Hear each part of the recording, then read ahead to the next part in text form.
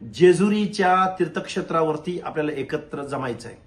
हजारो तरुण बांधवांच्या उपस्थितीमध्ये आपल्याला संकल्प सोडायचा आहे।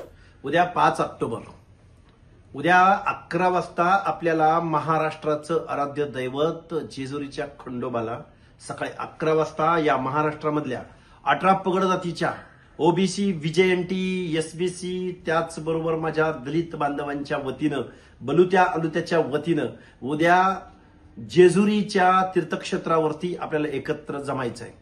हजारो तरुण बांधवांच्या उपस्थितीमध्ये आपल्याला संकल्प सोडायचा आहे। निमित्त दसऱ्याचं असो किंवा खंडोबा दर्शनाचं असो, उद्या आपण जेजुरीच्या खंडोबाच्या गडावरती भेटणार आहोत। खंडात तलवार उचलणार आहोत आणि त्याचबरोबर तळी उचलणार आहोत। या महाराष्ट्रामधल्या ओबीसींना एकत्र आणण्याच्या अनाभाका येणार आहोत का।